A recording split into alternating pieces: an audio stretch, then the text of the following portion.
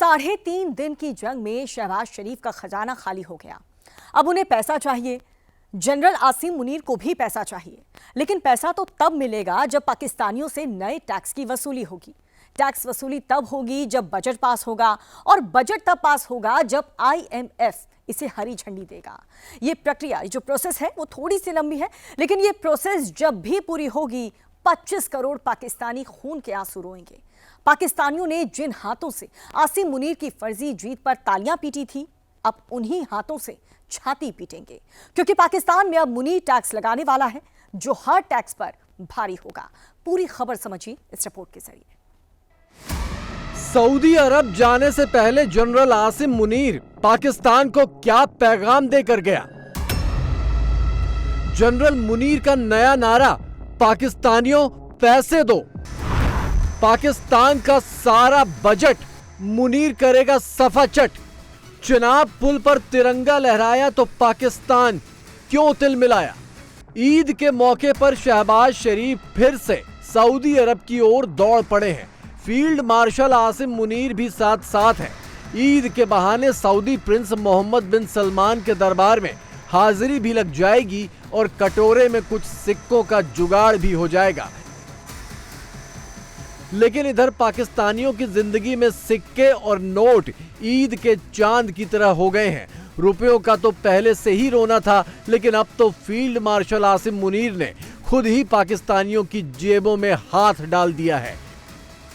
पाकिस्तान का बजट आने वाला है और इस बजट में पब्लिक के हिस्से का सारा पैसा मुनीर की जेब में जाने वाला है। 2024 में पाकिस्तान के बजट का आधा हिस्सा कर्ज का ब्याज चुकाने में खर्च हुआ। 2025 के बजट में अनुमान है कि 2/3 हिस्सा कर्ज के ब्याज में जाएगा, और पक्का अनुमान यह भी है कि बाकी 1/3 का आधा हिस्सा जनरल मुनीर की जेब में जाएगा। तो पाकिस्तानियों के हाथ क्या आएगा? वैसे पाकिस्तानियों ने खुद ही अपने जनरल के जंग में फर्जी जीत के दावों पर तालियां पीटी थी, तो जाहिर है अब छाती ही पीटनी पड़ेगी।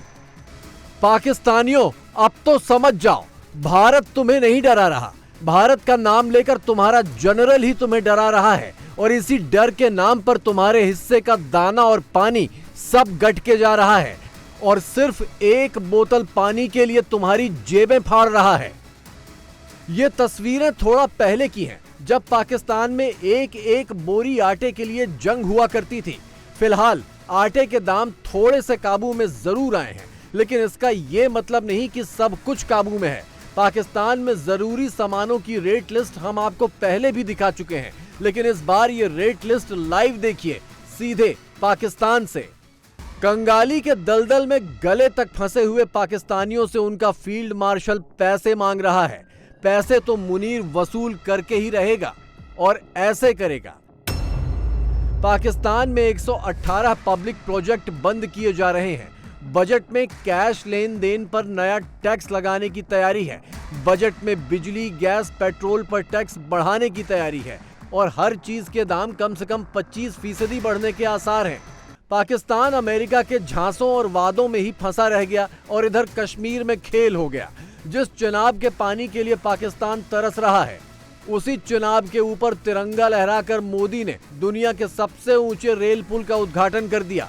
पाकिस्तान कश्मीर पर शहरग वाली रट लगाता रह गया, और मोदी ने कश्मीर को हिंदुस्तान के माथे का सिंदूर बना दिया। पाकिस्तानियों के मासूम दिल का क्या कहें। 77 बरस हो गए मुल्क बने हुए, लेकिन अभी तक दहशतगर्दी खत्म करने जैसी बच्चों वाली उम्मीदें पाले बैठे हैं। जो दहशतगर्दी पाकिस्तान का सबसे बड़ा कारोबार हो, जिस दहशतगर्दी से लड़ने के नाम पर पाकिस्तानी फौज अमेरिका से अरबों डॉलर वसूलती हो, और जो दहशतगर्द भारत के खिलाफ पाकिस्तानी फौज की सबसे कीमती एसेट्स हो, उन्हें भला फौज क्यों और कैसे खत्म करेगी? पाकिस्तान अपने पाले पोसे दहशतगर्दों को कितना भी गोद में छिपा ले, कितना भी बचा ले, लेकिन उनकी एक एक हरकत पर भारत की कड़ी नजर है, और एक एक आतंकी भारत की पहुंच में है। ऑपरेशन सिंदूर पाकिस्तान के लिए कड़ा सबक है कि उसकी हिमाकत का जवाब क्या और कितना हो सकता है अगर झूठी जीत का प्रोपेगेंडा करते करते पाकिस्तान ये भूल गया हो तो मोदी ने उसे फिर से याद दिला दिया, वो भी कश्मीर की धरती से। ठीक 1 महीने पहले 6 मई की वो रात पाकिस्तान के आतंकियों पर कयामत बरसी थी।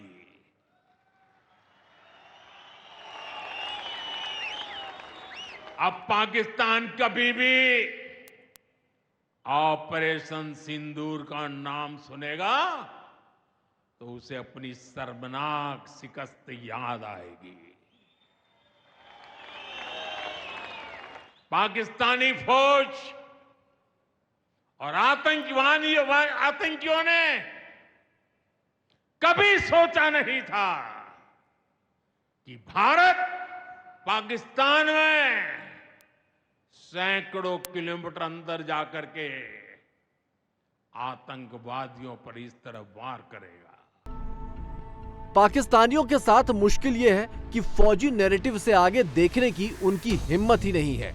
उनके आतंकियों के खिलाफ भारत के एक्शन को उनकी फौज जंग घोषित कर देती है तो वो भी जंग चीखने लगते हैं, बिना ये सोचे कि इस जंगी नैरेटिव के दम पर ही उनकी फौज उनसे पाई छीने ले रही है।